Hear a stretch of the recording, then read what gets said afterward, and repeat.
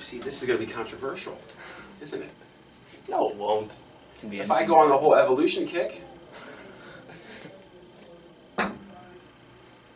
it'll tie into the fall play. what's the fall play?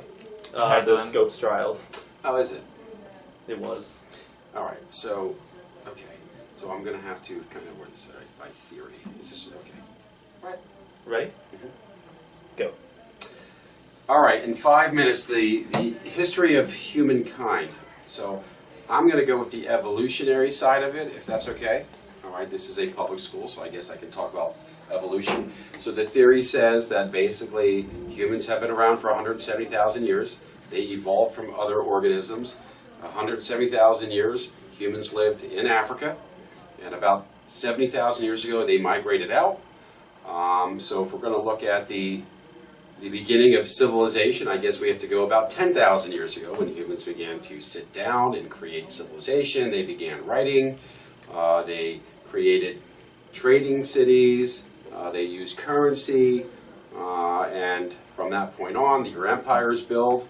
You get the birth of the Babylonians, the Akkadians, the Hebrews, the Hindu Empire, the Chinese dynasties. You do get a group of humans that come to North America to create the Native Americans. And then if we're going to keep going on from there, I'm not sure how to do this in 4 minutes. Nor do I really know what I'm supposed to be talking about, but I'm going to keep going. So you get about 4,000 years ago, the birth of the big empires. The empires will bring us into the birth of Jesus. That begins the period of modern time, or the Common Era. If you're not religious and not Christian, we call it the Common Era. So around 0 CE, Rome is still kicking. You got other big empires around the world. Once Rome collapses, you get the beginning of the Dark Ages, although that some of the Asian empires continue for many years, expanding and progressing. Europe comes out of the Dark Ages during the Renaissance. It's a cultural change. 3 minutes. Can I end there? Do I have to keep going? You can go for as long as you like. All right. So we're basing this from what I teach, correct? All right. So you have the Renaissance, the Reformation, the change of church, the breakdown of structure. But you also get the Chinese begin to, or they end their development around 1500 for reasons we still don't know. My African history isn't the greatest, so I'm not sure what is happening in Africa at this time, other than very general things that I know.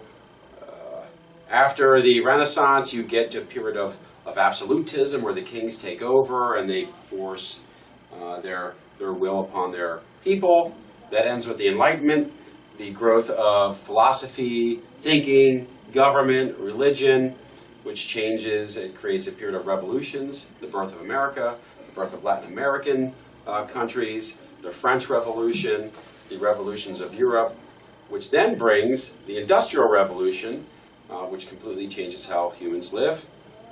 You get the positives of the Industrial Revolution. Humans can live longer, they're producing more food, they're more stable, they can live wherever they want now, but you also get the negatives, the corruption, the unhealthy practices, unregulated businesses, which brings upon the Progressive Era, all right, where you start to see progress, work laws, safety laws, sewer systems, and then you get to your years, your century of wars, World War I, the growth of nationalism.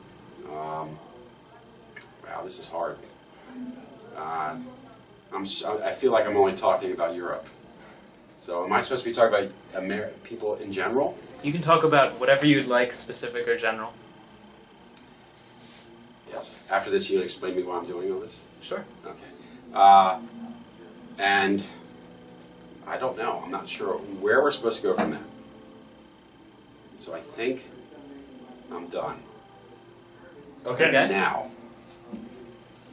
what was that? It was